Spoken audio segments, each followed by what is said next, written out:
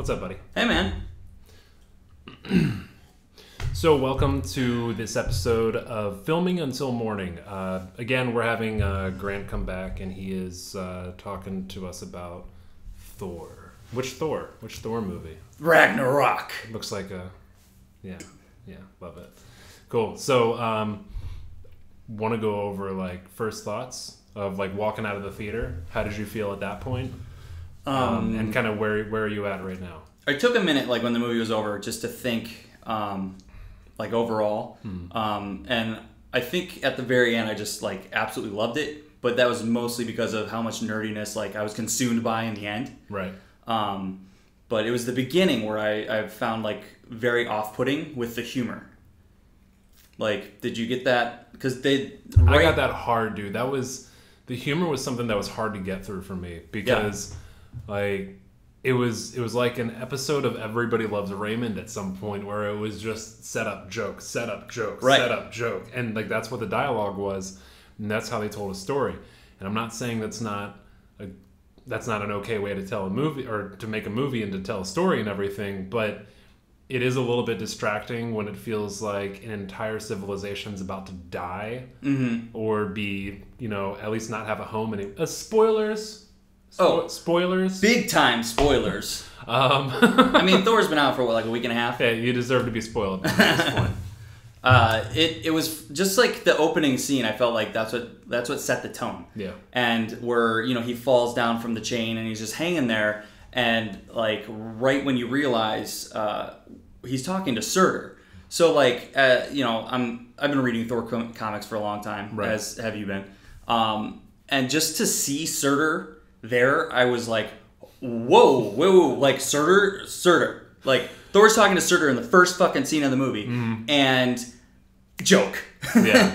And I'm like, like I couldn't get, it was me trying to like get over how I'm seeing Surtur in a movie, and they're already hitting me with humor. So, I mean, I had to get used to it. Before I got annoyed with any sort of joking whatsoever, I was so impressed with the trailers for these movies, because you had no idea. Yeah. A lot of this stuff that happened in this movie, you had no fucking clue. That is one of my biggest gripes with movies these days. Absolutely. Is that you'll see a trailer and you'll be like, okay, obviously you're going to show me where this person starts at. Yeah. And then you're going to show me what they're doing towards the end of the movie. I can kind of fill in some of the stuff in the middle, and I don't really need to go see the movie anymore. Yeah, some movies just completely give it away. And I wasn't really sure where this one was going to go, even though I had an idea, just because I know the Ragnarok story pretty well, and I know Planet Hulk like so well. Yeah. But when Planet Hulk came out, you were so all about. You were so happy with that. You were so thrilled with that. I love Planet Hulk. I love it so much. But like in the trailer though, there was a section where I saw I think it was like one of the last trailers, and like I try to avoid trailers as much as I can, so it doesn't get ruined for me because I see so many movies. And they did show that clip where the Hulk's like going at Surtur, and like just seeing that in the trailer, I was like, okay, that's not gonna happen. Right, okay. Right. It's good. I know it's gonna happen, but it's not gonna be what I think it is. Yeah, yeah. And even that was awesome in the movie too. But just to open it up with Surtur, but like to hit you with that humor like right away, like. The first time I saw the movie, like I saw it twice, and the first time I saw the movie, I was really off-put by the humor because it was just this ongoing battle in my head of like my nerdiness versus how funny the movie is. And the second time I saw it, I was able to differentiate, and I really enjoyed it the second time around. And I found it more funny the second time. And I think that's just something we're gonna have to get used to as far as like the Marvel universe going forward. Were there any other movies that you watched multiple times and then you liked it more in the Marvel universe like this one, or no? Probably. I don't want to bring it up. I probably liked Iron Man 3 more. That's the same one I was like after. When I first saw that movie, because we saw that together, and we even had like ourselves a little Iron Man marathon beforehand. Oh, that's right. And like it was the reveal, like what was that, like midway through the movie where we're both sitting there like, this is no this is stupid. What the they fuck? wouldn't do this isn't right. No, we're missing something. You're pulling a fucking leg here. This isn't right. Yeah, no, that was another one. But the more I've watched that, the more I've been like, okay, I can appreciate this a little bit more. But I think one of the things that made me appreciate it was another short they did outside of that, which was that Hail to the King. Hail to the King. Yeah, that was like, oh, okay, maybe because I saw that and I knew that like, oh, the 10 rings are really going to be a thing. Right. And then they kind of... Yeah. Right. But, so we'll see, because I mean, like, what are we going to do? We're going to have 10 rings after Hydra? I mean, I don't know. It all depends where Iron Man goes. You know, like, is Iron Man going to even survive the next Avengers? We'll see. Maybe, yeah. Yeah, but... It'd be awesome if, like... God, it'd be awesome if, like, they had Captain America kill him. Like, Rogers killed Oh, man. Iron Man. that'd be cool. Never would, but I mean, like, with their feud and everything they've had back and forth, it's like, you killed my mom. Or how cool would it be if like Tony Stark sacrificed himself to save Cap, just to wrap that up? That'd be great. Fuck. You know, and hey, maybe it'll happen. Oh man, that'd be sweet though. Anyway, back to Ragnarok. So we had a lot of shit happen with Thor's hammer Mjolnir. In this movie. Oh yeah. You want to talk about that a little bit? Because I got one point I definitely want to hit on. Yeah. It was weird. I mean, you know, they spoiled that a little bit in the trailers, but it happened so early in the movie that like Hela destroys Mjolnir, and like right off the bat, like nope. It's like, whoa, what? There's still something with that too. Yeah. What? If you watch the trailer when Hela destroys Mjolnir, she destroys it in an alley in what looks like New York or something. I noticed that where like the whole setting was different. So they green screened it, and then they made you think it was somewhere where it really wasn't, which was fucking incredible. I loved that. I thought their green screen work was not as on point as it could have been. Okay, but because like when you see Odin, that he's sitting out there by the sea and everything, you're like, God damn, this looks fake. Oh, this looks really fake. Yeah, now that I think of it, I didn't really notice that at the time, just because whenever Odin's on screen, I'm like, this is Odin. Yeah. But, yeah. And there's really not much better acting you can get out of anybody else other than Anthony Hopkins, and he'll hold you in that scene, but there's still space around him where I'm like, it's funny, too, because, like, going on here? He's pointing out in that scene, like, look at this. Yeah, exactly. Look at this green screen. And as an actor, when you're doing that, I mean, like, he's had plenty of experience doing that thing, but as an actor doing that and all, it's not the easiest thing in the world to just like pretend like, oh, you never know like how far away that green screen really is because of whatever restrictions they had in it. It might have been on a gigantic fucking soundstage that we can't even comprehend like how fucking big it was, or it might have been in a much smaller area and they just had an entire green room where they just filmed everything else and all too. Most likely they were on a soundstage and it was no problem, just like having the green screen be way far away where he could gesture to it like this. But there's a possibility, and there's no reason why they couldn't have had it 5 feet away. And then he's like looking at this wall like I'm looking at it right now, be like, look at all, and you gotta push that vision like a mime has to push that vision. I mean, it could have been in Anthony Hopkins' home. Yeah. You know, really. Speaking of Anthony Hopkins, awesome acting, when Loki was playing playing Odin. Hilarious. Oh my God. I was really into that. Like the humor worked for me a lot, and then like I don't know, it's just like they tickled my nerd bones so much, and like I was so satisfied with some of the nerdy parts, and then it's almost like they built me up and then let me down with humor. Like even seeing some of these characters from like Planet Hulk where it's just like, oh my God, like, or even Surtur's, like Surtur's in this, and then it's like joke. I'm like, huh?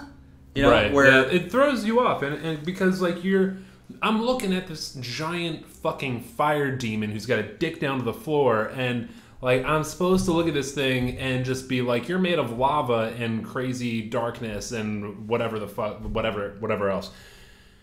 I'm not, or the eternal fire. I'm not expecting you to be humorous at all, but you are, and that makes me lose faith in your character a little bit. Although it's kind of funny too, though, because he gives Thor like the timing to turn around. Like they give the joke time to work. Right. So it's really weird where like the humor does work, but if you know the story at all, it's really off-putting.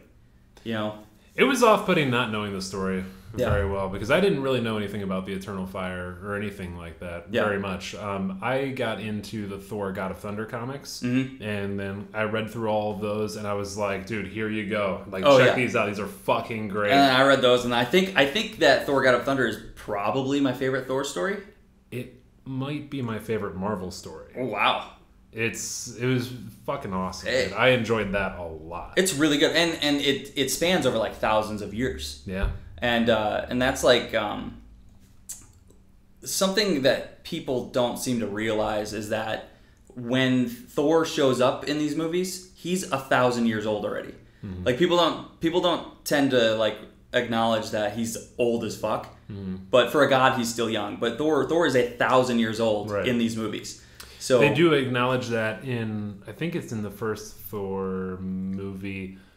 Maybe it's in number 2. Maybe it's in Dark World. But they do acknowledge, Loki does say something to the effect of, he's like, Thor says, oh, they're humans, they live and die just like us. And Loki replies back and says, yeah, give or take a millennia or two. Yeah. Like, and it's like, yeah, that's really true. I just don't understand, like, and this isn't really that big a deal, but like, how can anybody live to be 1,000 when, like, you take a little knife thing through the chest and you're like, oh, I'm dead. Yeah. Like, oh, fuck. It's like, yeah, and that's another thing. Well, just in the movies point in the general. objects very well. Oh, yeah. Just in the movies in general, like comic books, Thor is so, like, overpowered, OP, if you will, that they really like tone it down in the movies, just because he's such a badass. In all versions of Thor too. Yeah, and that's why he's like one of my favorite comic book characters. Like, he's so fucking badass. Who was the person who was pretending to be Thor in the original Infinity War,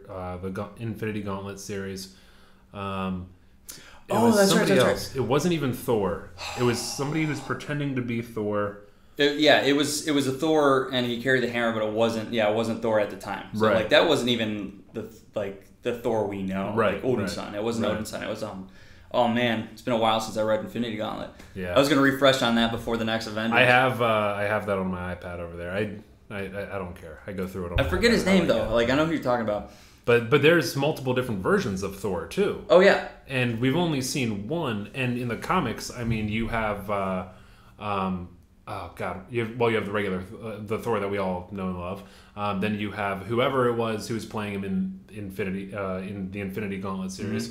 Mm-hmm. And then you have oh shit, his face was on. It was Bill. Bill.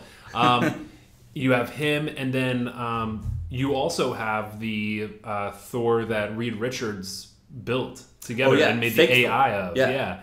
And that kind of started a lot of Civil War. Yeah. Yeah, in the comics, let me refresh the Civil War era. In the comic books, Thor was also not in Civil War, like he wasn't in the movies. And that was because that was after Ragnarok. Like, Thor was dead at this time. And, like, all of Asgard was dead, all of Ragnarok had happened. And that's just part of the life cycle of the gods. So after Civil War had already happened, the Odin force redeveloped and Thor was reborn, and he brought all the gods back, and that's when he moved Asgard above New Mexico, I believe it was. Okay. So Asgard's just floating above New Mexico. Yeah. Great storyline. But when he comes back, like immediately he's on Earth, so Tony Stark, he gets that reading, he's like, oh shit, Thor's back. And by this time, Thor already knows what Tony Stark did with Reed Richards and cloned him. Right. And then there's this amazing battle. It's not even a battle, but a fight between Iron Man and Thor, because Iron Man shows up and Thor's like, you're not my fucking friend. And Iron Man's like, chill out, man. And Thor just blasts him with a lightning bolt, fucks him up. And Iron Man's like, I've never seen this kind of power from you. And then his statement was like, I was always holding back. Just to show, like, Iron Man. And then he pulls this, like, don't fuck with me. Like, you're just a man. I am a god. And, takes off. God. And it's one of the best moments in comics. And because it's Thor. What series? What was this in? I forget which series it is. But it takes place right after Civil War. Okay. So, like, that's when Thor comes back. Gotcha. And, like, realizes he was cloned. Yeah. And, like, because in Civil War, his clone kills, was it Giant Man? Giant Man, yeah. I think that's right. It is, yeah. And that's like a big deal because Thor would never kill a friend of his. So Thor was so mad or at Tony. Or he would never even kill. Him. That was another thing that they were freaking out about. They were just like, oh, I can't believe we made this AI out of him, and then he ended up killing and all. Right. And then you see them, like, I love this frame where Reed Richards is like, he's got Mjolnir and he's pulled the hammer open and he's like working on like all these cables and all this thing. I love that frame. That looks so fucking cool. It's great. But yeah. So we have, what's Bill's full name? Beta Ray Bill? Beta Ray Bill, that's what it is. Horseface Thor. Can you break down where we saw him in the movie and everything? So they do reference Beta Ray Bill at the Grandmaster's like tower. His face is on like the wall of champions because he hosts this contest of champions. Mm-hmm. So, it's an interesting mix into like the Planet Hulk. Like they squeeze a lot into a little, I feel like. And I mean, we could get into Planet Hulk. Yeah. Planet Hulk is... I think it's important to understand what we've not seen. Oh, yeah. Where Hulk has been, what we're assuming has been going on this entire time. And we hear in the movie it's been for 2 years. In your review of this movie on your page, you were talking about how if you haven't seen if you haven't read anything about Planet Hulk, it's basically the movie Gladiator with Hulk. It's great. It was fucking. That was like the best comparison. Yeah, one of the best Hulk comics, if not the best. And it's kind of a similar situation where last time we saw Hulk was in the end of the last Avengers movie, right? Age of Ultron, yeah. And Hulk takes off in the Wingjet, and we have no idea where he goes. Right. And then he shows up in this movie, and it's like, oh, I came in the Wingjet. But in the Planet Hulk storyline, he is basically tricked into leaving Earth by the Illuminati, who is the Illuminati's Professor X, Tony Stark, Black Bolt. Who else is in the Illuminati? I don't remember. The fish guy. Namor. Yeah, Namor. Who I'm pretty sure is actually a Skrull. One of those guys is a Skrull at the time. Really? But they decide that they can't control the Hulk and he's too dangerous, so they send him out into space. They send him to a remote planet of peace to live out his life in peace. And of course that's going to work well. Something goes wrong, and the ship lands on this crazy fucking planet, Sakaar, which is it's basically Avatar, the movie Avatar. Wait, Sakaar? God damn it! Why does that sound so? I think I'm thinking of. I feel like I've heard that in another Marvel movie at some point. I feel like it was Guardians of the Galaxy 2. Might have been. Where they mentioned Sakaar. No, Sakaar was a name of... Hulk's son? No, fuck, what's his name? Rocky. Rocket Raccoon? No, Rocky. Literally Rocky. Sylvester Stallone. His character, his name was something like Stikar. There was a T in there. Yeah, I know what you're talking about. There's something similar to that, yeah. Yeah, it was something. Maybe that was what it was. I don't know, but I know I've heard that somewhere else. Yeah. So anytime I hear that something like that, I'm just like, I've seen those movies enough that I know I'm picking up something. But anyway, I'm sorry. Go ahead. Well, yeah, they go to Sakaar. So he goes to a peaceful planet, and the Hulk just right away, like the viciousness and ruthlessness and danger on this planet is so extreme that the Hulk cannot change back into Bruce Banner.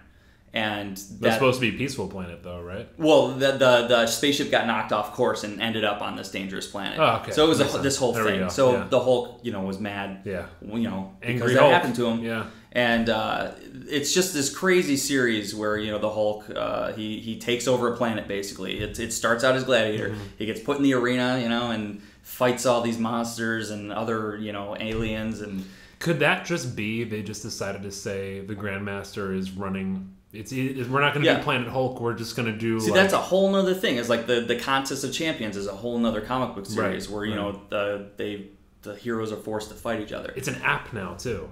Oh yeah, yeah. It's I can't download stuff like that. I know. Because I have to live my life. And I got so into it, and I'd be like, I'm parked here, and just went inside to go. Like my wife went inside to go. Like, grab something at some store really quick. I gotta play it. Oh, she's on her way back. I'm gonna finish this fight out. I'm gonna finish this out and everything. Like, every little moment was, like, obsessed with doing that. I had to delete it off my phone. Yeah, I can't even imagine having something like that on my phone. Like, I can't. Like, comics are not. Yeah. So, you know, in Planet Hulk, he has this group of friends that he creates, other gladiators, and they become bound together almost as brothers, and they call that a war bound. And that includes Korg and Meek, who are in this movie. Right. And, like, that was another thing. Is like, I never thought I would see Korg in a movie. He was briefly in the last Thor movie, I think, just as a reference. Did you ever feel like his voice would sound like what it sounded like? And that's what I was going to get to. Like, I'm seeing Korg, and they turned him into a fucking, like comedic thing for the movie.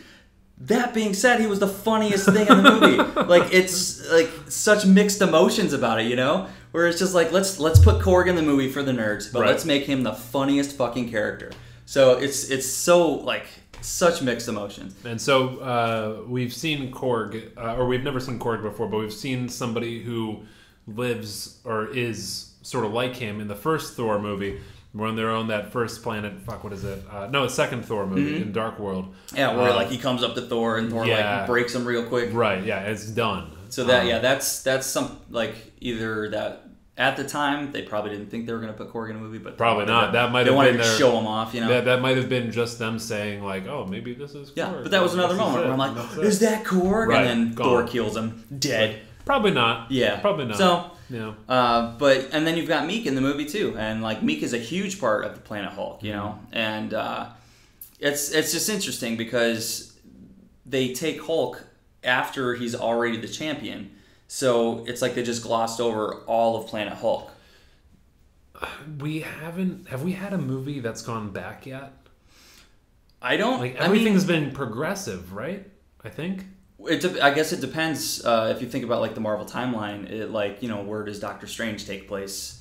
I think Miss Marvel's going to take place back in time. I think Miss Marvel's going to take place in like the 90s. We haven't heard anything about any sort of like Planet Hulk, World War Hulk, anything about that, have we? I saw an interview with Mark Ruffalo, and he was saying like Hulk's gonna get a movie for sure. Okay. But I have no idea what it's gonna be. Because how cool would that be if they just backtracked? That's really and the gave only us a Planet thing Hulk. They have to really like, aside from like Planet Hulk and What If Wolverine Killed the Hulk are his two most famous comics. Oh yeah, like that's it. And so like if that was it, like they gotta go with Planet Hulk or World War Hulk, and right? even you know how like Winter Soldier was like Avengers like 2.5. Right. Like the Winter Soldier was basically an Avengers movie. Yeah. Like after Planet Hulk is World War Hulk. So like after Planet Hulk happens, the ship he came in basically becomes a nuclear weapon and blows up the whole planet, killing everything Hulk has grown to love. Like Hulk found a queen. He took over the planet. It's his planet. He's a king. He loves his queen. Yeah, she's pregnant. People and everything. Yeah, she's pregnant. And then, he was slinging that green dick like crazy. That's right. Like Hulk just getting it in.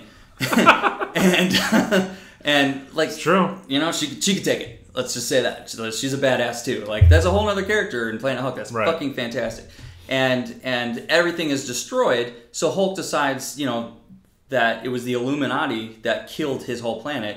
So he just becomes World Breaker Hulk, which is the maddest Hulk has ever been, and decides to take vengeance on all the heroes of Earth and the Illuminati and heads back. And that's what World War Hulk is just like this huge Hulk versus everyone. How fucking great would that be if they made that a reality and made it like Winter Soldier, where they bring everybody back into it, but it's a Hulk movie? That would be pretty fucking cool. And that would be pretty fucking cool, but honestly, like, we've never seen an output of Thanos yet. Yeah. And so, anything that Hulk has ever done, and I did think it was really funny when Hulk grabbed Thor and he was beating him back and forth. Hilarious. And then, well, finally, you know how Loki, it feels like. Yeah, and Loki's like, now you know. Yeah. Even just referencing that first Avengers movie like that was nice. Like, it's been a long time since that first Avengers movie, dude. I think we saw Avengers together too. We did. Oh, we did. We saw that in 3D because that was the only thing that's that right. I was so fucking angry about that. Yeah, fuck 3D. Fuck that shit. Yep. I was pissed about the fact that we were watching it in 3D for way too long. Way too long. I didn't let go of that shit. Mm-hmm. And then when I saw like him banging Loki back and forth and everything, awesome. I was like, God damn it! All right, I don't give a fuck that it's in 3D. It doesn't matter. No, this is perfect. Great moment. No, it was a lot of fun. But so we've seen we've seen quite a bit of Thor. Cheers, buddy. From a few other cheers, buddy. From a few other movies, we had the first Thor movie, then we had Thor: The Dark World, and this was obviously a big shift in direction of where they were trying to go with it. Mm-hmm. The Dark Elves, they tried to make that a bit more mythical, a bit more out there, and everything. Did you like Thor that second worlds. Thor movie? I kind of did. I like it. I think I like it more than other people, but I feel like that's because I read more Thor comics. Did you see Stranger Things? Yeah. Last season? Season 2? Yeah. Okay. Caught up. When, spoiler. When all of that, like, darkness is going into that kid, that, I was instantly just like, that looks like Jane with the ether. Totally. Yeah. Totally. Just like that looked exactly like that. And I thought... that was fucking incredible. What if that being in Stranger Things is the ether? What if that being is an Infinity Stone? Oh, it's a crossover. Yeah, crossover. It's a crossover. Yeah. It's I like Thor 2 a lot, but like that, I think that was a lot of people's least favorite Marvel film. So it's like they had to turn Thor around somehow. And with the success of Guardians of the Galaxy and how funny those movies are, but they also like hit you in the soft spot and just like they really hit you in like a sentimental moments and I think they just wanted to try something new with Thor and fucking make it funny. Yeah. And like the director, I forget his name right now. He's hilarious. No. Shout out to What We Do in the Shadows. He directed that. I think this really works for Thor. And like Chris Hemsworth is naturally funny. And I think this is probably puts Thor back in good graces with audiences as a whole. It didn't like this is the furthest we got from the Thor character in the comics for me, and I think that hurt my nerd a little bit. But Chris Hemsworth does so good. Yeah, like it's not the same as a comic book. Yeah, it's just not the same world, and that's part of it too. Like get used to that. When you're watching these movies, you just have to remember like they took the movies and made it its own universe. Right. Like you've got Earth 616 as the main comics. Well. You can't even say the main anymore. I know. It's just like I could get into it, but we're gonna be here for hours. But yeah, no, they said like the Marvel Cinematic Universe is its own universe, so it's like I can accept it then.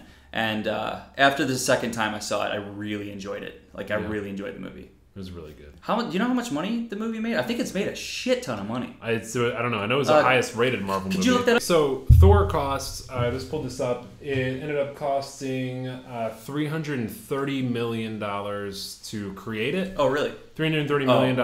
Probably includes marketing, right? 600,000 plus. But that, first off, working on features, like indie features. Yeah. Like, we're going to make a movie, a lot of green screen for $70,000. And then to think about this and everything they're doing with this, first off, like, that's just full-blown insanity. Like, that sort of budget.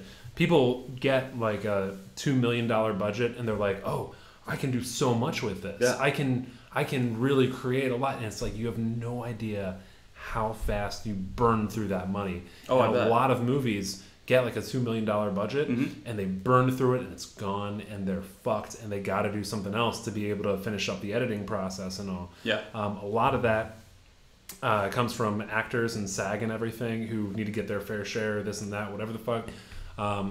There are a couple people who will do it differently. Like Adam Sandler is like, we're not taking fucking breaks. We're not going to do that. Penalties and everything? Yeah, I don't give a shit. I'll pay your lunch penalty. What's that mean? You make 4 times as much as what you're making in the rest of the day? Yeah. Everyone's like, I'm on fucking board. Right? And everyone's happy about it.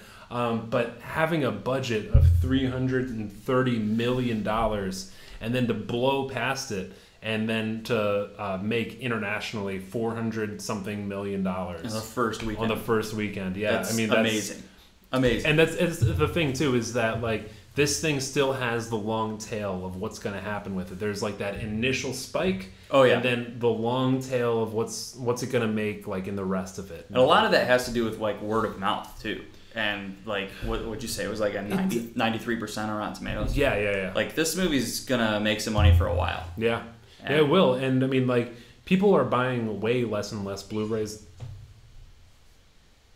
That's weird. You hear that? I did. That's strange. Do you have a ghost? I think I have a ghost.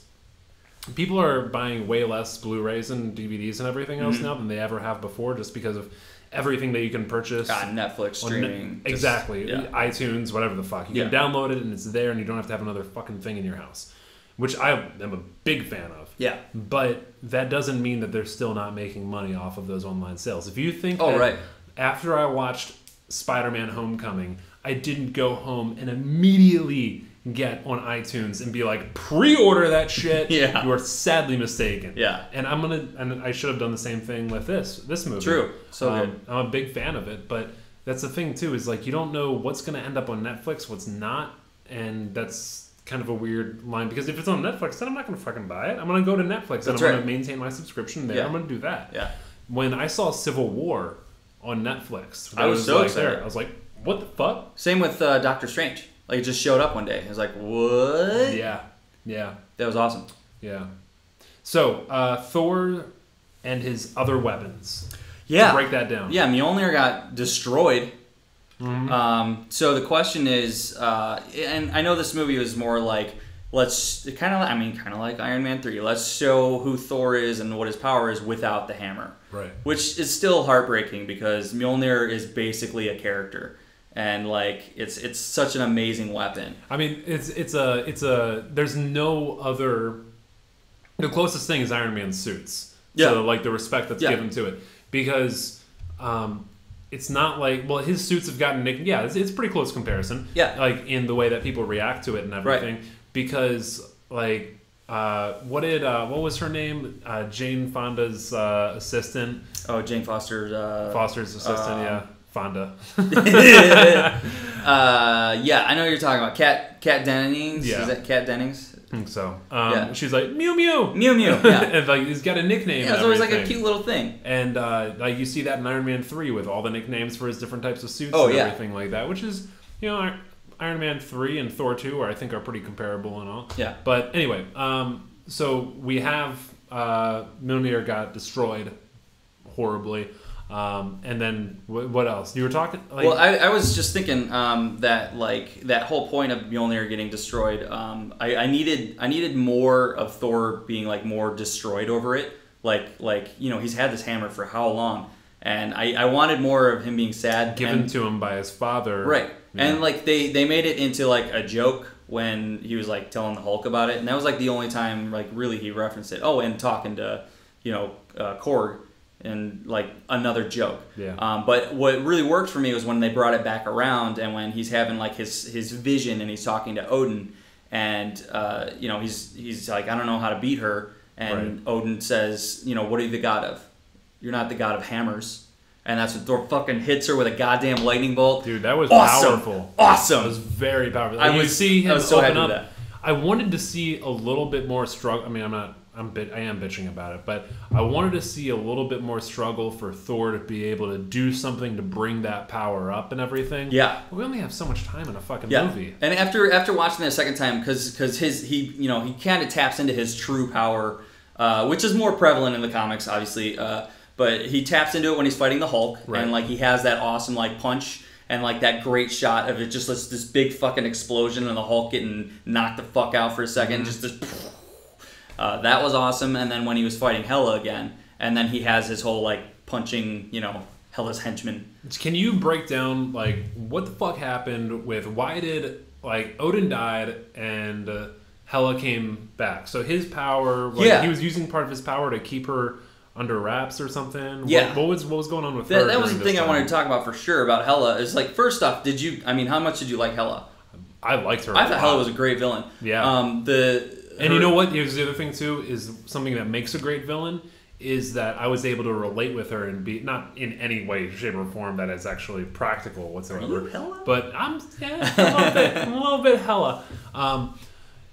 I was able to look at her and be like, you have a reason that I can understand for being as angry as you are. Yeah, especially if Odin was as like, bloodlusty as she claims in the past, which makes sense because, somehow they had to conquer like the 9 realms to be the Asgardians and like be the head of all that. What was the name of her wolf? I totally forgot the name of the wolf. I was just thinking about that earlier. I was like, who the fuck is that wolf? Because the wolf was fucking great too. Yeah. It's like her majestic pet. I really like, I like what they did with Hela, and like, being a fucking nerd, I know that Hela is Loki's daughter. And I was wondering what they were going to do with that, just because Cate Blanchett is obviously older than, who's the guy that plays Loki? Loki. Yeah, just she's older than Loki, and you can tell. So I was curious how they were going to do that. Tom Hiddleston. Yeah. Fenris? What was that? The Fenris wolf? Fenris wolf? Yeah. I think that's right. Yeah. What a badass wolf, though, huh? Seriously. And I mean, the wolf fighting the Hulk. Yes. Dude, we see so much about, like, what makes sense about, like, Asgard being destroyed, though, what I really liked about it was this point where it's like, you see this wolf, this crazy, majestic wolf, come back when she's like, oh, what have they done to you? Or whatever. And you see him come back and all. It's like, all we've seen of Asgard is really like some mountains here and there when they fly through this other rainbow bridge that's hidden, fucking whatever.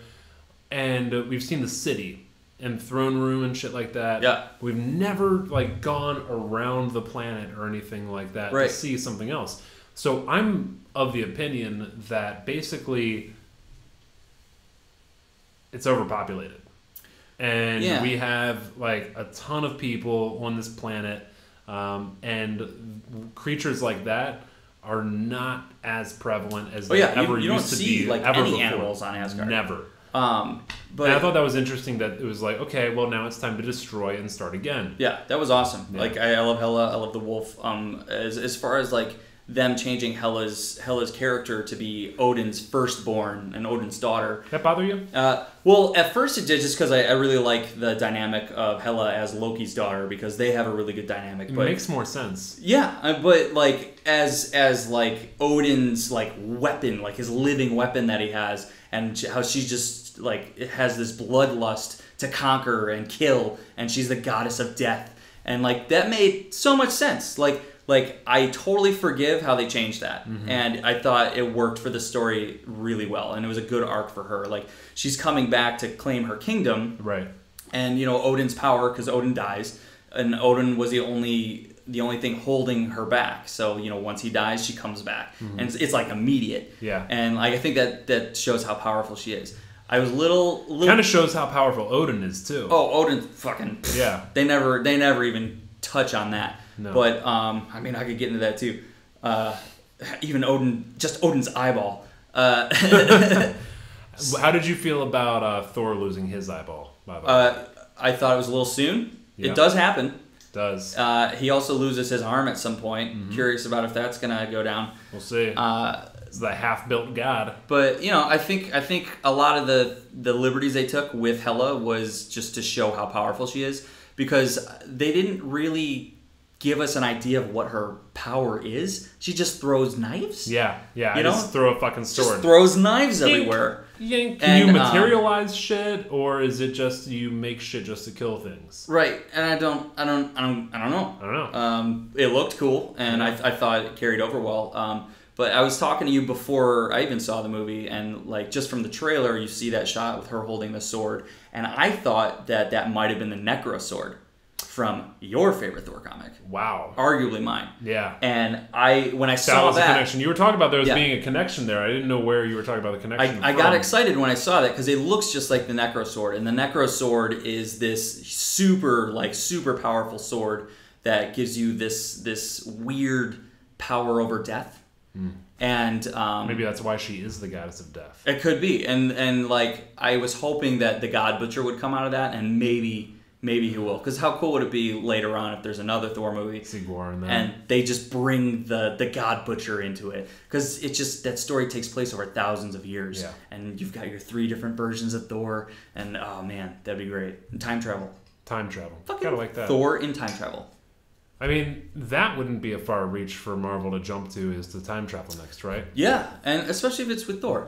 Because how fucking cool is it, the idea of having Thor from like young ambitious dickhead Thor, who's handsome as fuck, and then like the noble Thor you know now, to old broken down Thor, all teaming up to face one villain with 2 hammers, multiple hammers, you know, because young all Thor... All of the hammers. Just like, young Thor doesn't have the hammer yet. He's got his axe. I think it's pronounced Yarnborn, but that's another thing in the movie. I kind of wish, since Thor's hammer got taken away, if they referenced that. Would you have been pissed at all if like he lost his hammer and it's like, oh, he found another weapon immediately? Like, would that have bothered you at all? Probably, just because it'd be like replacing a dead pet.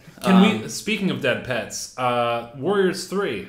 Yeah, man. How did you feel about them dying off? I mean, to be completely honest, didn't really bother me. I was so happy that I was just like, yes, yes, yes! Like, I was so happy that all of them died, because I felt like in the first Thor, like, that was like, how can you eat at a time like this? Yeah, like the shut the fuck up. The chummy, like, hey, we are Thor's friends. Yes. Nobody cares about the Wonder Friends. Yeah. Nobody cares. Yeah, and it's I thought it was a good way to establish Hela's power.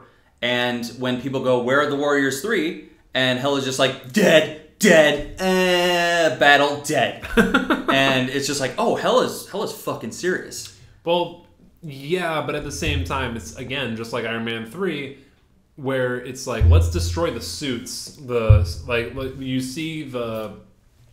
whatever the fuck, like, for the guy from AIM, all of his creations or whatever, they start, like, going through the suits. And my wife actually said this, like, Jess actually said this, when she was just like, you know what? It's kind of lame how easily they destroy the suits. And everything. Because if they destroy them that easily, were they really that strong? Because I'm not buying that these characters are that strong.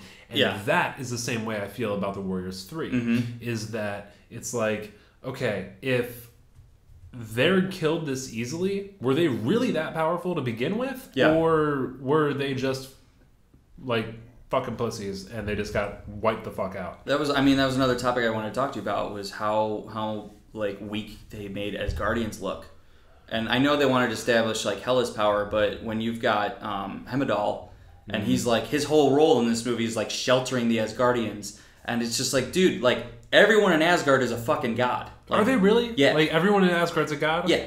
Like god of something. Like you could be the god of birds or the god of kisses, like the god of flowers. Like there's still a lot gods. Of accounting out there that weren't really doing too much fucking. Someone's got to do the books, man. Like but like you've got like this base level of gods, and gods are pretty fucking strong, and they all have some kind of power of their own. And the fact that Heimdall's strong as fuck and such a cool character, but like the fact that he's like sheltering all these like women and children, and it's just like, come on, I'll save everyone. And it's like, these aren't people, they're fucking gods. I wish that would have been represented a little better, and like I feel like I'm getting really nitpicky, but like I think that also shows how good this movie is that you can get that nitpicky about it, because we're gonna have something to whine about one way or another. Right. But if we're whining about something like the other nameless gods that we didn't know what they were gods of, I wish that they would have been strong. Like, but then I think you got a pretty good fucking movie right there. There's this whole other, and man,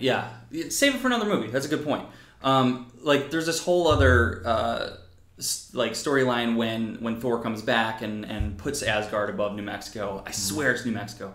And one of the goddesses meets a human, and like they fall in love. And like it's a nice little story, but it also shows like how everyone in Asgard is a god. Yeah. And like every god has some kind of, potential, and is more than just a random person to be saved. Yeah. And that's why Thor like often goes to Earth. Like Thor protects people, not gods. Like Asgard doesn't always need Thor there. Right, but we don't, aside from the Destroyer, we don't really see like very much of what is protecting Asgard. Where was the Destroyer in this movie? Not in this movie, in the first one. Oh, yeah, I know, but like, Yeah. Thor could have used that. Thor could have used that. Hela could have used that when she was walking through the treasure room. Let's talk about the treasure room.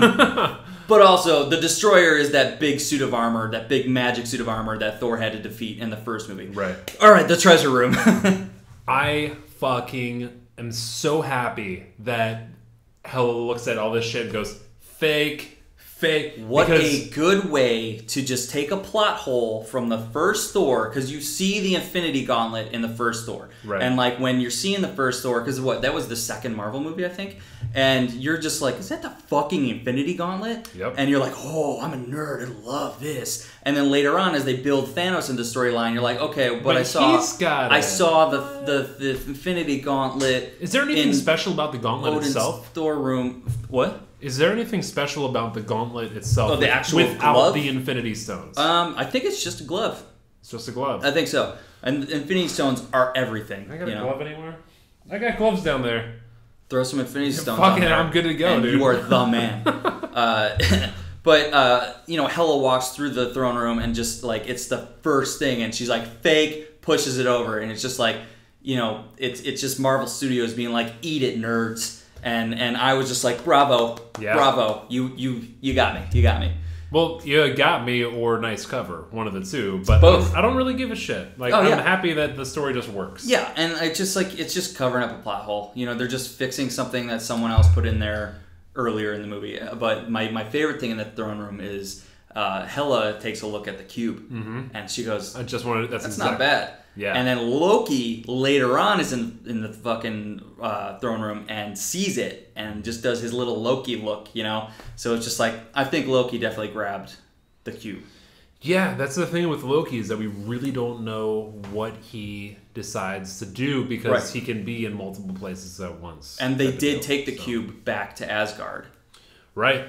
After the first Avengers, and she probably would have known that it's a weird thing when a character knows more than a writer does, right? So if like she's walking through there and being like fake, that's not bad.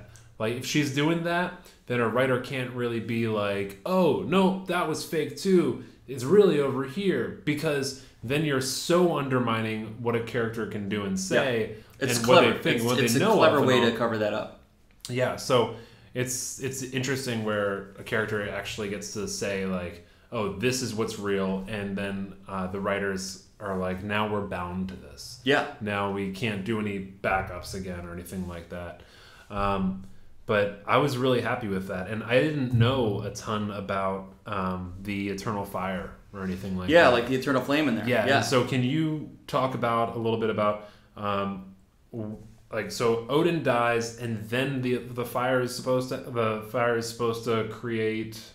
So the way like Surtur works is Surtur's entire like purpose is to destroy Asgard. So it's like a prophecy. So the only way Surtur can get that much power, because he's a flame demon, is to get the eternal flame and put it in his crown, and then he just grows enormous, and then he has the power to destroy Asgard. So that's what Thor is fighting against pretty much the whole movie. Right. Is this prophecy of Ragnarok, and Surtur is the bringer of Ragnarok in this story, which is that's fine. But I didn't see it coming.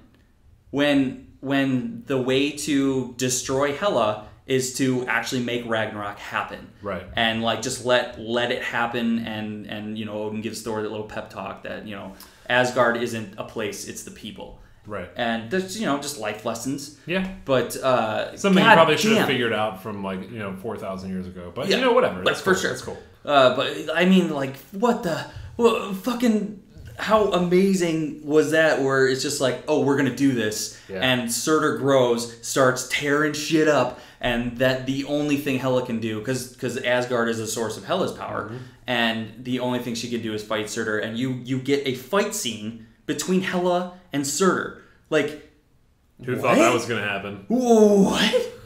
And how fucking cool was that, man? Like, that's where I had to sit back when the movie was over, and I saw Hela fight Surtur.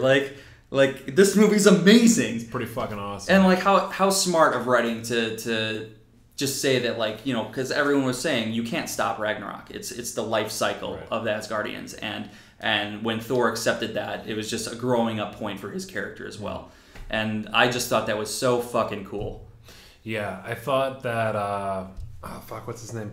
I thought that I didn't think that that was going to be Surtur when we first, you sit down and you're watching the movie and you see Thor talking to him.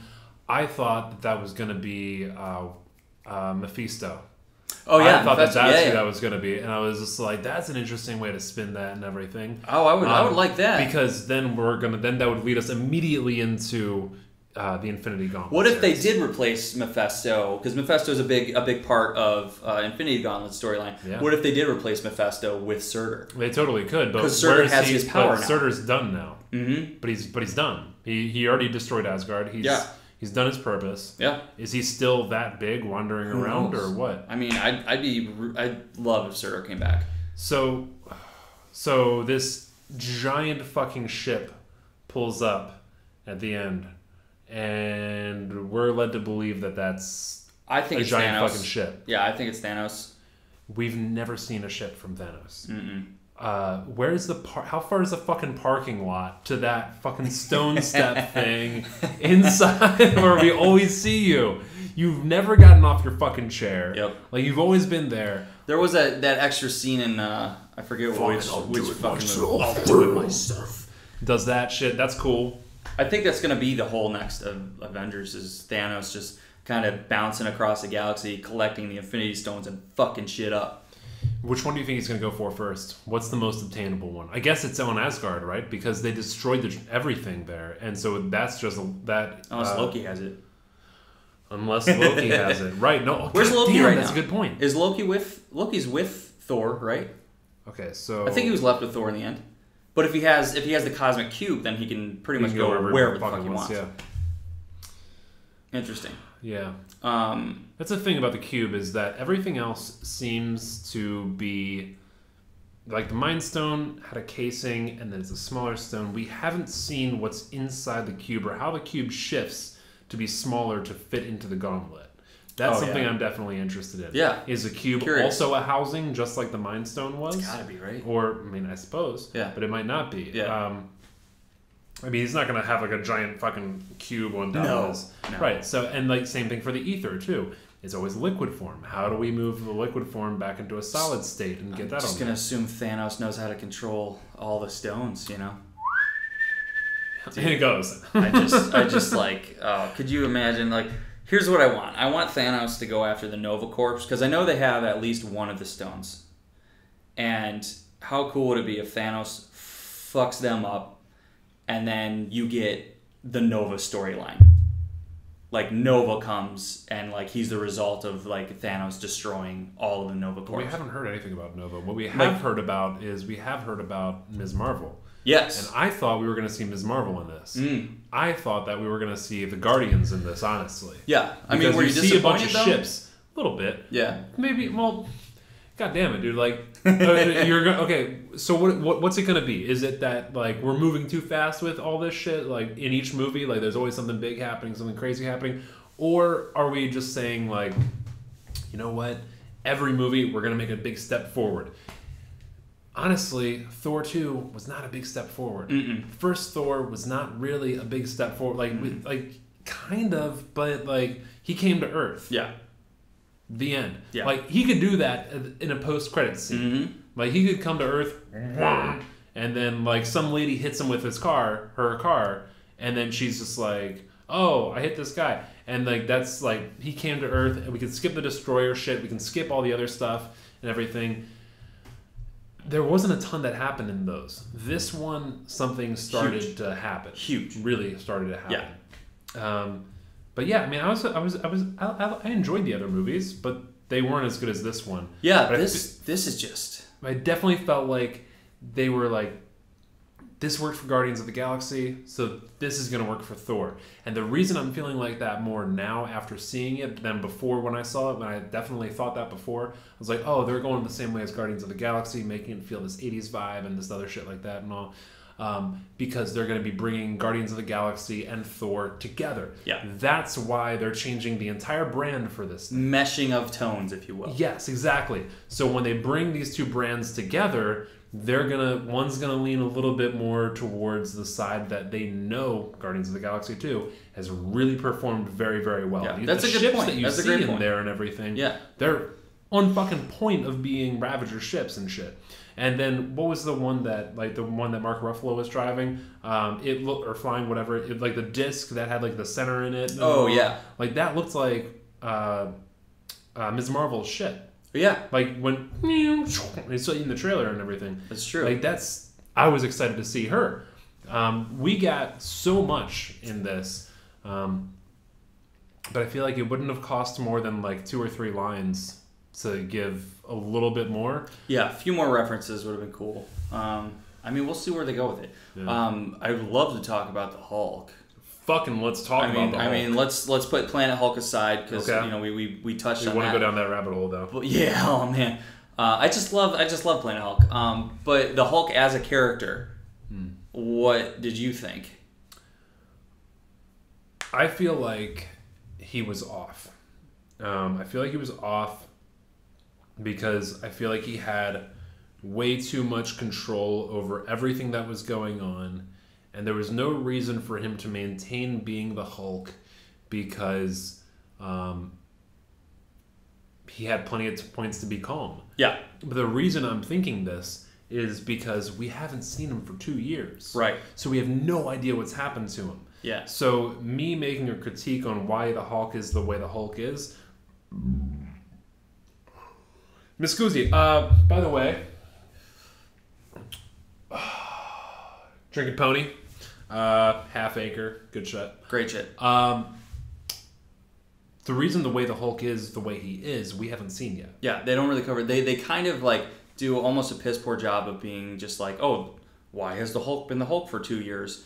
And Bruce Banner is kind of freaking out about that. I love seeing Natasha come back up on that screen though. Yeah, you see that message replayed and everything, and like it didn't get him then.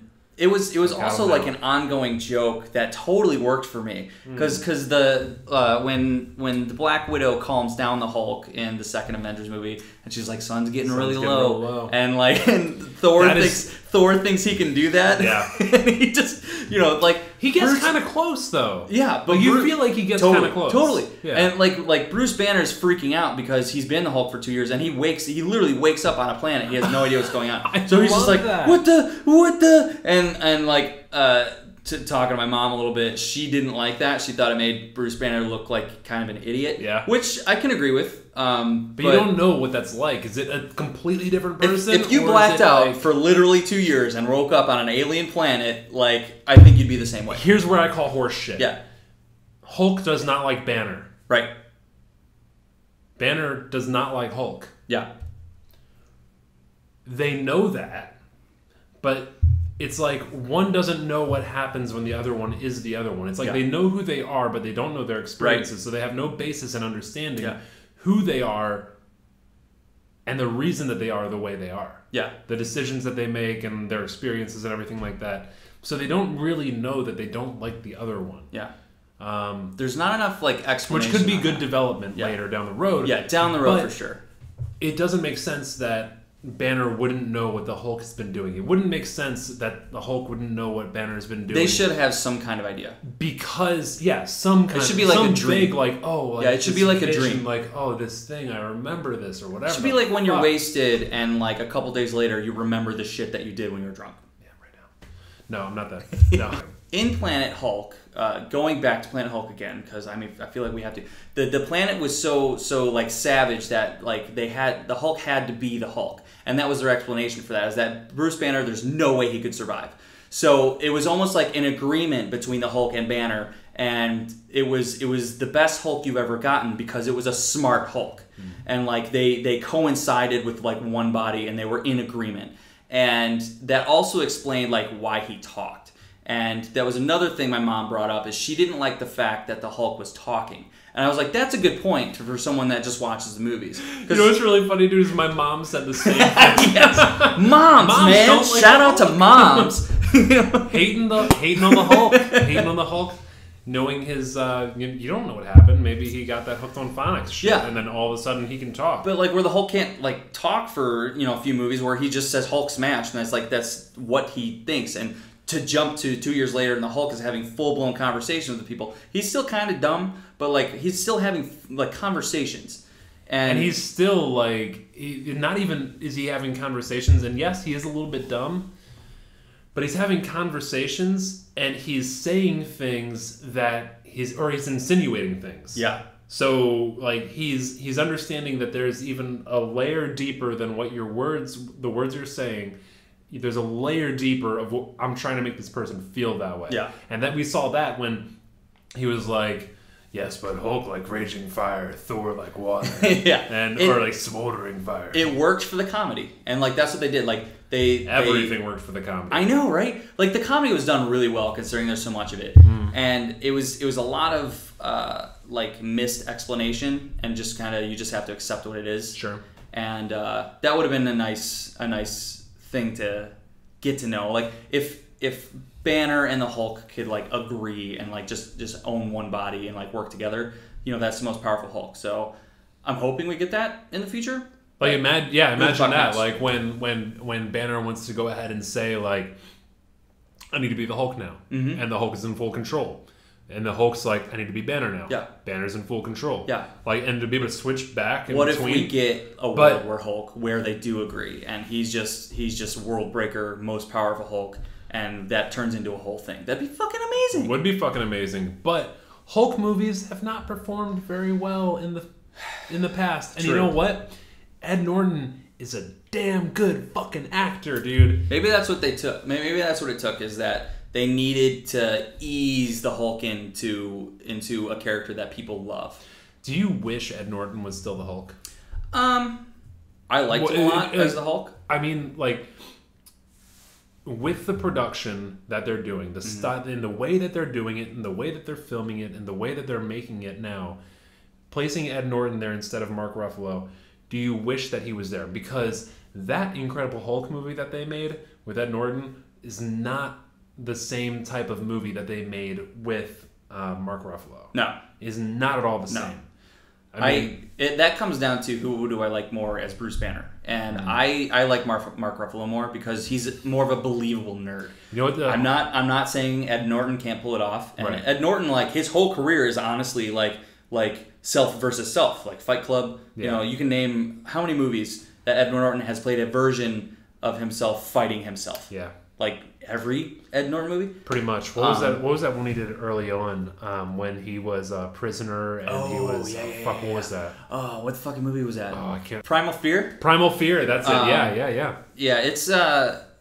he was good. And my second favorite... Birdman, too. Yeah. Birdman, too. He was even fighting against himself. Ed Norton loves that kind of character. And, like, I know he loves that kind of character, but as like, a scientist... I don't buy it. Yeah, fuck. You're right. I just like when you see Mark Ruffalo talk to Tony Stark and they're just nerding out. You're such a fucking nerd. It's great. Yeah, and you're fine with it. And I don't know if I could see Edward Norton having a conversation with Tony Stark.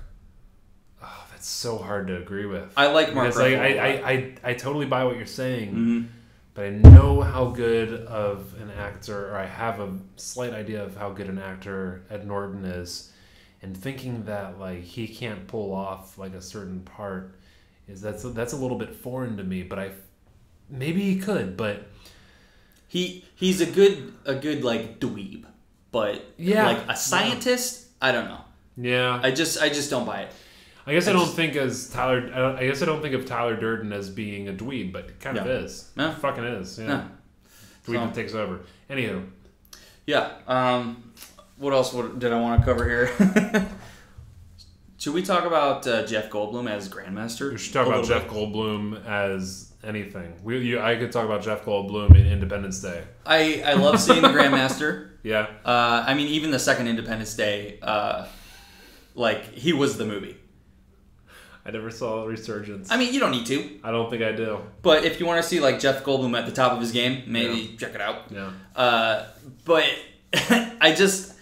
I love Jeff Goldblum in this, and like with the tone of the movie, I thought he was perfect. Yeah. I thought he was fucking perfect, and especially like just making fun of Thor. Did not give a fuck about anybody. They're just like everything was play. Yeah, and it's just like, hey Jeff, could you just be Jeff? And he pulled it off amazingly. Love Jeff Goldblum. I felt like I could still see his character from Godzilla.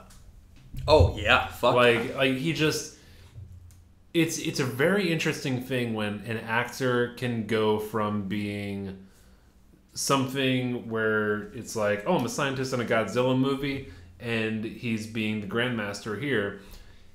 It's still this. It feels like it's still the same person, but it works in both places. I think that is some incredible fucking acting. Yeah, and to throw like props where they should go to, casting as well. Oh yeah, and he's just great as the Grandmaster, and like, you know, this dude that just loves watching overpowered beings fight each other.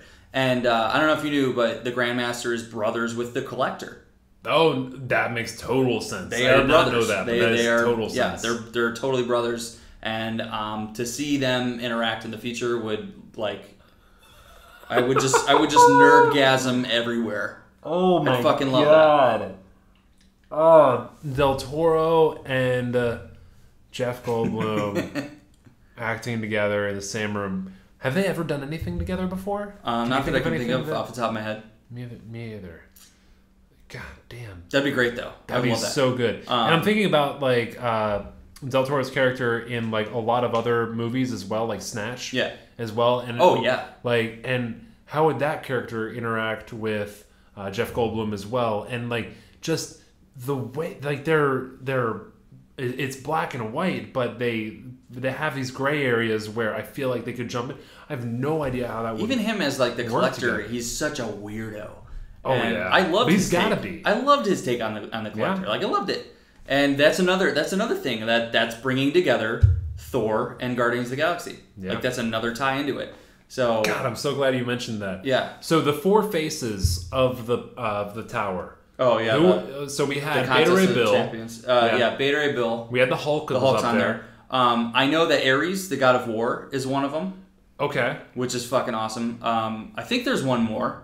Okay, so Beta Ray Bill is referenced, his face on the Grandmaster's Tower alongside a number of other Marvel characters, including Man-Thing and the Bi-Beast.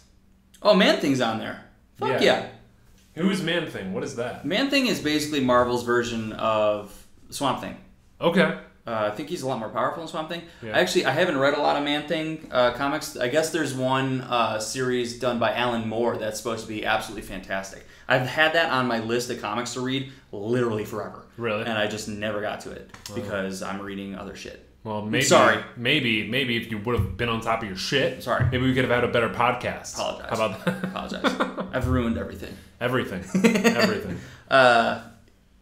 Yeah, that's definitely like one of the bigger things where I nerded out in the movie is Grandmaster's Tower, and just seeing like a reference to Beta Ray Bill that's not a question mark, where like Beta Ray Bill is basically a horse-faced Thor, and he has same power as Thor, and he's why does the horse get to wield the hammer? Why is that? That was one of the things. Like Thor met Beta Ray Bill, and he was one of the few that actually could lift Mjolnir. And he was worthy of it, so he got his own version of Mjolnir. And how does that happen? Did it just separate into two? And he's like, "Oh, I got one now." No.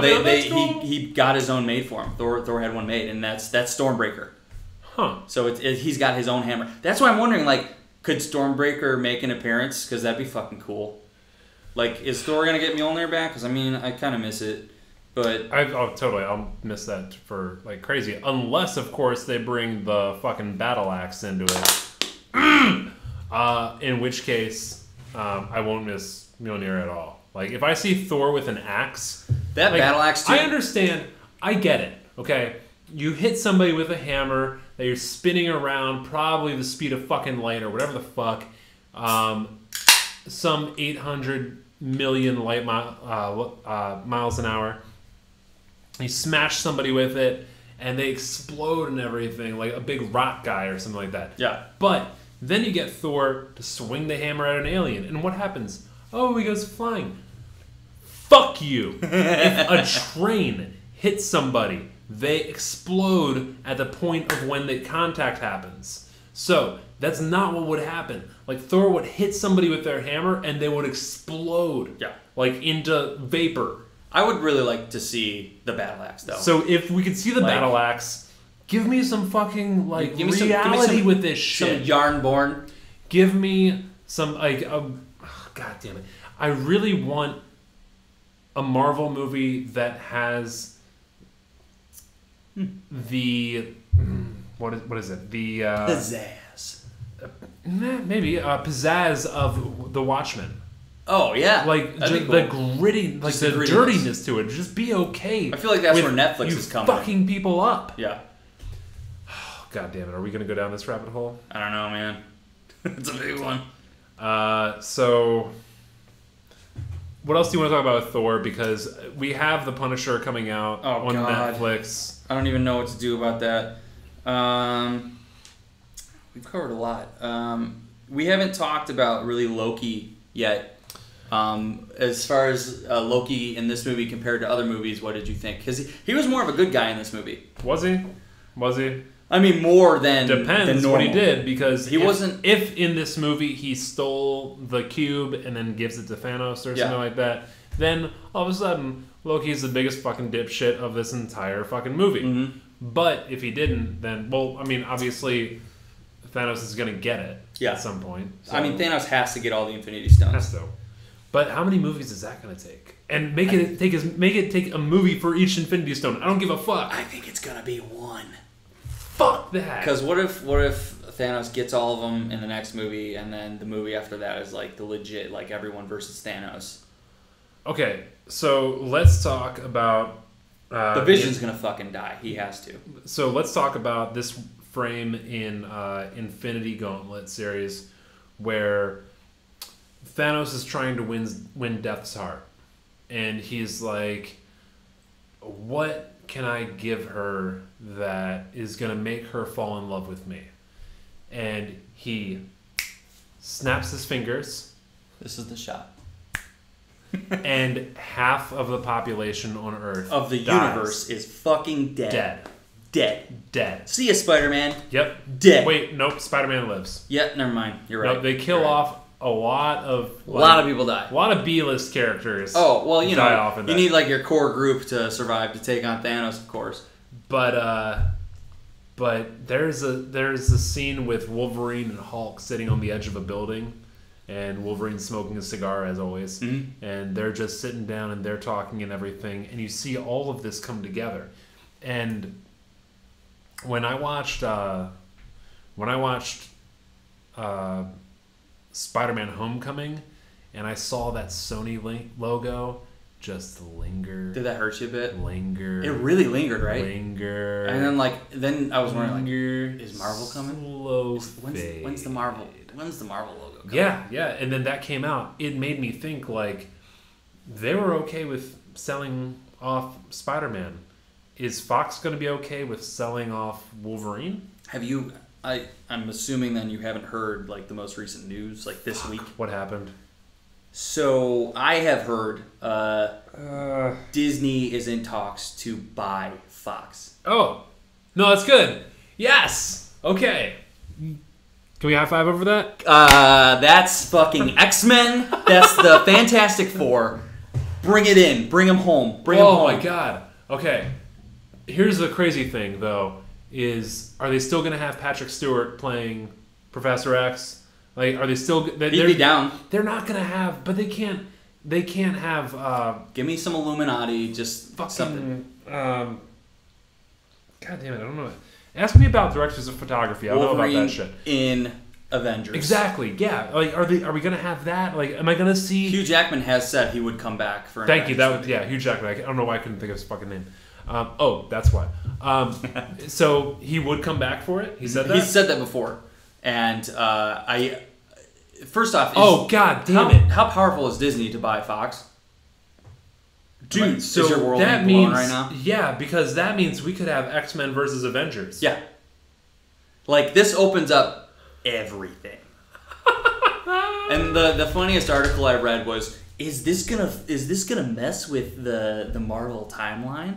It's like, who fucking cares? Like, is this going to mess with continuity? I don't give a shit. Like, that's all the X-Men movies. All X-Men movies just fuck with continuity. But to see the X-Men versus the Avengers... They had an entire movie all about time travel, and there's a lot of shit they didn't fix. Yeah. So, if that's the case, go fuck yourself with your continuity because you're not gonna. I know you're not gonna fix anything going on with it. X-Men 3, hands down, worst movie of anything Marvel's ever been involved in. It's really bad. I feel like it's the really absolute worst. Really Not constantly. Like, there's this one moment like 4 years ago. But I had this conversation about how Spider-Man 3 was worse than X-Men 3. And I'm like, I've only seen Spider-Man 3 once. But X-Men 3, I still believe, was the worst. I was embarrassed sitting in that movie theater. You know what it felt like? It felt like I was watching The Office. Yeah. And I was watching Michael Scott do something. And I was just like, oh my God, I'm so embarrassed for him right now. X-Men 3 was really bad. And he's a level 5 man. Oh my God. I feel like if you're going to compare it to Spider-Man 3, Spider-Man 3 actually has some really beautiful moments. It's got some really, really shitty moments, but like I'm specifically thinking of, just going to nerd out for a second. Yeah. Of when Sandman is created, and that is a beautiful scene. It really is. And the fact that like he's pulling, like he's realizing that he is no longer a person, and he's coming out of sand. And he's just trying to figure it out. And he finds this locket with a picture of his daughter in it. And with the music, like with that, and he pulls himself together and he's like, I'm fucking going. And he gets out of there. I love that. I love that scene. Like that scene makes the movie watchable for me. Really? A lot of that movie sucks balls though. Because that's like 4 minutes into the movie. I know. Those other 94 minutes, pretty hard to watch. It's rough. It's rough. But like, I mean, if you know what I'm talking about, definitely go look it up on YouTube of like when Sandman is born in Spider-Man 3. Like that's such a cool fucking scene. As far as the rest though, goddamn. I mean, it was rough with and then with like brushing the hair outside, going like emo Spider-Man, and having a dance scene. Just the whole introduction of Venom was so off. It's fucked up. But they did hit it on the head with like what happened in the comics. It's like Clock Tower in the church. He loses it. The symbiont goes down. Yeah, I wasn't mad at that at all. Rock. Like that's a good scene that was too. Cool. Yeah, but it looked like dog shit. Mm-hmm. I thought it so anyway. I feel like the symbiote was like a little too like goopy. Yeah. But that's just me nitpicking again. Reeling it back to RAGNA-ROK. Oh yeah, that's why we're here. Tangents, yo. But we're gonna have, but we could fucking have X-Men and fucking Avengers on the same screen. That is a possibility. If Disney buys Fox, then there's nothing. We could have an entire podcast about what if Disney does buy Fox. Yeah, I mean, I'd love to. I'd love to talk about that because the possibilities are insane. I mean, we could do like the with the death of Spider-Man, and then Octavius taking over Spider-Man's body and swapping and everything. The Superior Spider-Man storyline, yes. Oh, Jesus. A lot of people really like that storyline, where Spider-Man isn't there, and a villain, Doc Ock, takes over Spider-Man's body and becomes a better Spider-Man than Spider-Man was to commemorate Spider-Man's memory. Mm-hmm. Because it's like, once Doc Ock, he's a villain, you know, but once he realizes... It was amazing to see how much he didn't give a fuck about pussy, God though. Damn. But like, once he realizes all the shit that Peter Parker went through, he sympathizes, and he's like, you know what, I'm gonna try the Spider-Man thing out and just be better than Spider-Man was. Yeah. And he just like makes it work. And like, how fucking cool was that? Back to Ragnarok. Fair enough. All right. What did you think of Valkyrie? Acting was on point. Yeah. I thought that when we saw Valkyrie for the first time, it was also one of the first times that we saw anything connected with Guardians of the Galaxy. The whole... Oh, yeah. That was cool. Like, that thing, like, that was fucking dope. Yeah. That was really cool, and that felt a lot like a Guardians of the Galaxy thing. That seemed like something that Rocket would do. Mm-hmm. You know? Like, have those gloves, punch it in. Technology. And then, like, mow them all down. I felt like that was really cool, and I was like, oh, okay, well, we're definitely going to be seeing the Guardians at this point. But knowing that she was in there, and there was a lot of really cool flashback points in that, where you see all of these fucking swords coming out, and they're riding all down towards her and everything. That was very cool. That was fucking incredible. She's almost like as an expositional character, where like her history is also explaining Hela. Yeah, which I mean, I wasn't opposed to that. I wasn't either, but I wish that she would have been like more of a sad, like depressed drunk. More than just like, man, go fuck yourself. I don't give a shit. If you think about it, though, like how many Hela has been like in prison for at least 1,000 years. But how long is 1,000 years to somebody who lives 2 millennia? Yeah, I mean that's true. That's true. Yeah. But like she's had some time to get over. Well, it still hurts, but she's had some time. She's had some time to think about that and just become a normal drunk. She doesn't have to be a depressed drunk. Equivalency of 1,000 to 1,000,000 would be 1 to 100. Yeah. So, I mean, like, let's say, no, that's a horrible example. But I don't know. I feel like it still would have been kind of fresh. Anyway, so Valkyrie, I was a fan of. I didn't feel like they were a team.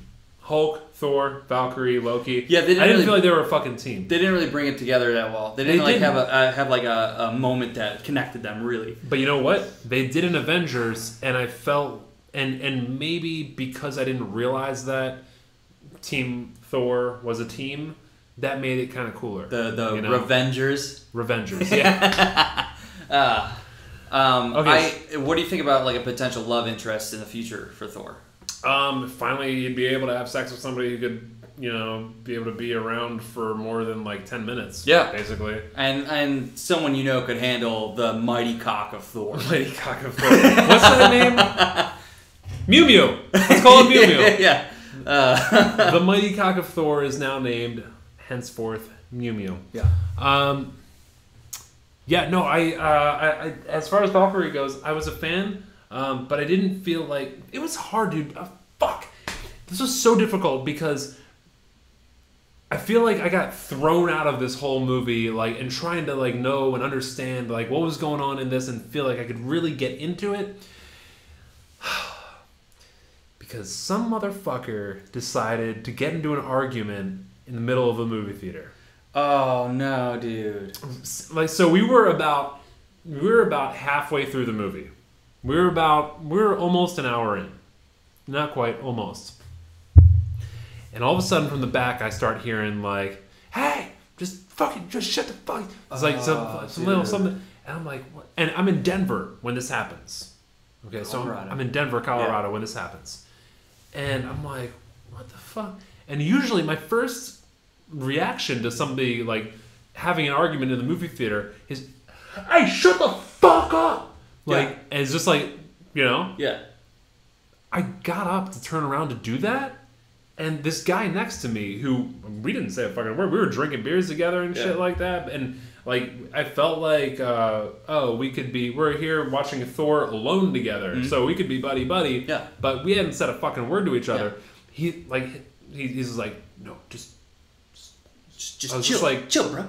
I was like, dude, it's just, I'm just telling him to shut the fuck up, like, what's... He's like, and he just like, I forgot, dude. I forgot that Rises happened in Colorado. Mm-hmm. And that, it seemed like everybody in, like, after I sat back down and I realized that, I felt it in the room. I felt this tension. Oh, really? In the room. Because it was like, and that kid who did what he did, I mean... fucking horrible. Yeah.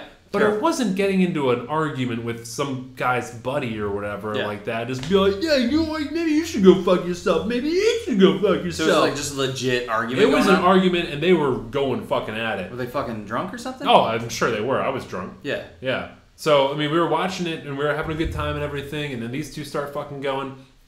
Manager comes into the movie theater and she's just like, hey everybody, sorry about this, we'll fix it, whatever. Can I have the people who were in the altercation please come outside with me really quick? We're gonna back your movie up. Yeah. Was it like were there like fists thrown? Yeah. Really? Yeah. It was like they were going down. They were getting into it. And really? Shit. Yeah. Did they say? Could you tell what they were fighting over? No, I can't tell. I couldn't tell shit. It was just a lot of like, fuck you, well, fuck you too. Fuck me, fuck you.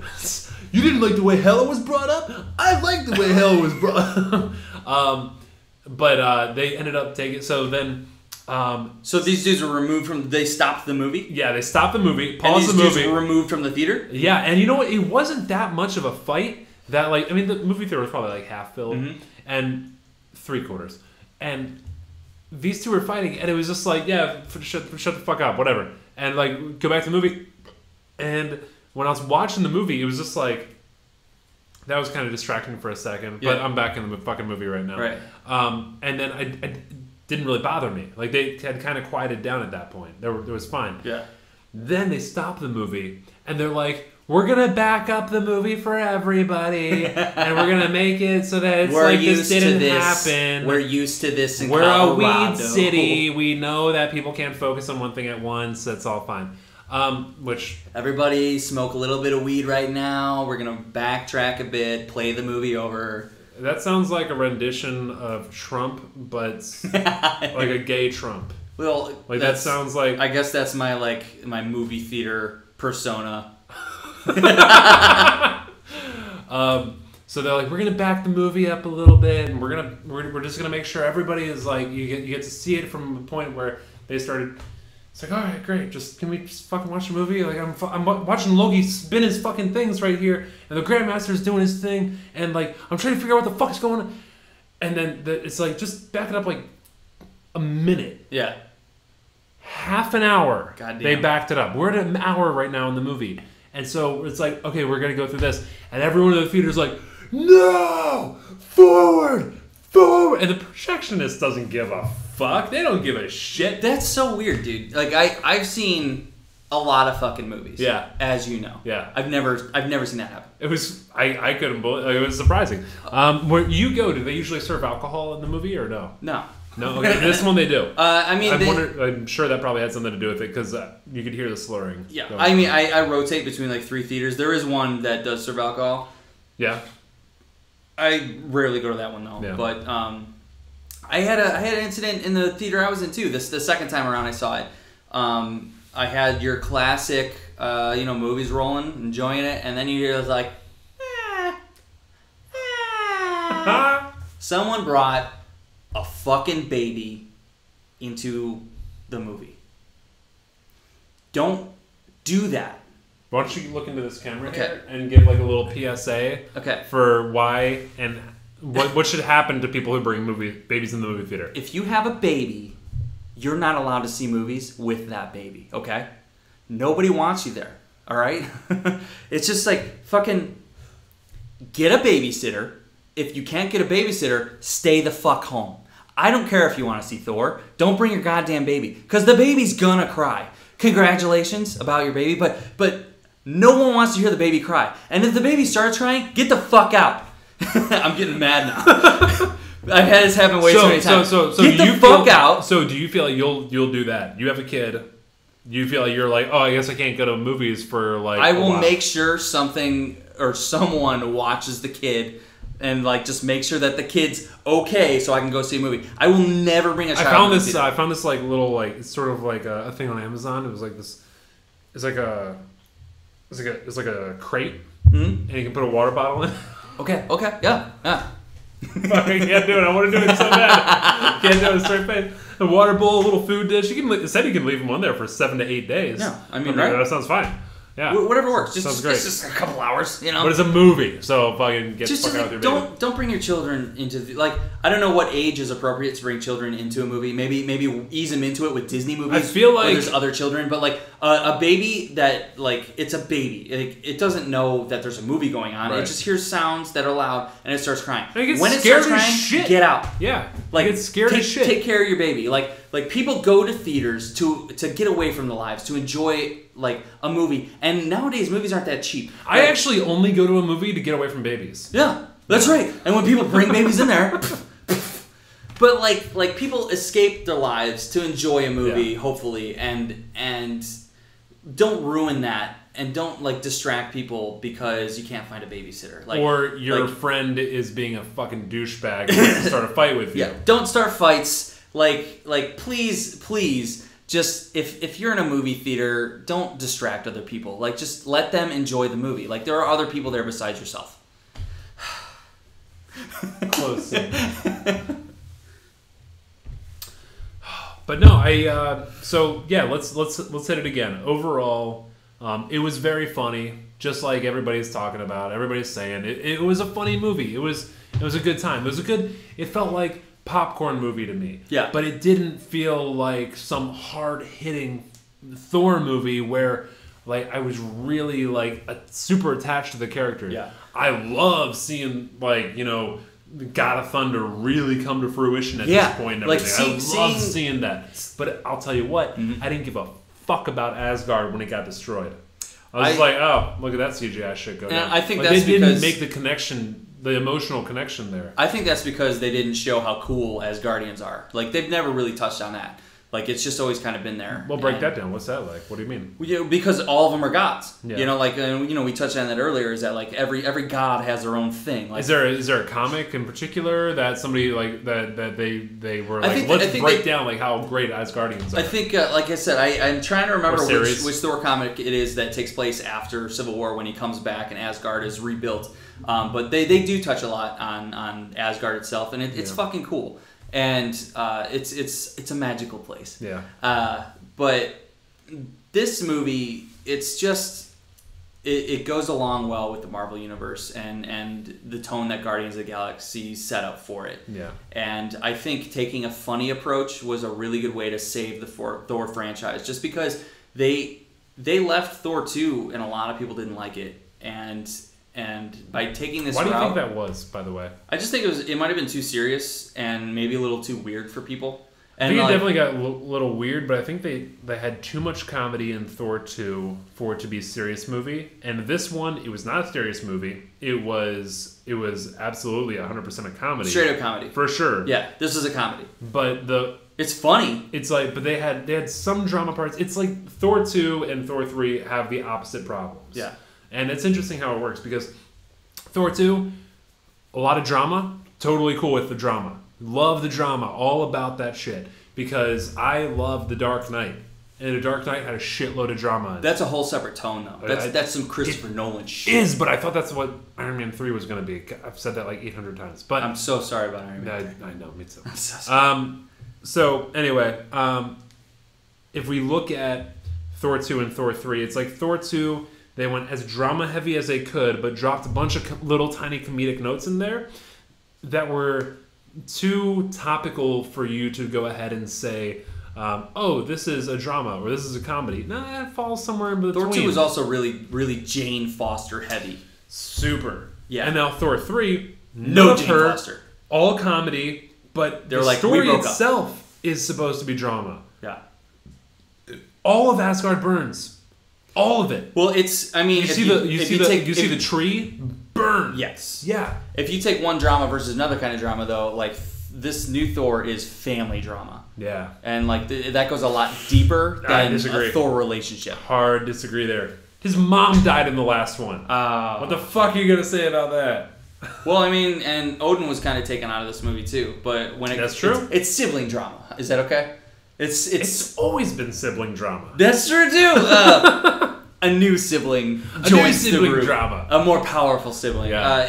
But they took the whole relationship out of it. And I loved how Hela related to Loki too. It was kind of just like, oh, what's that? You can project yourself.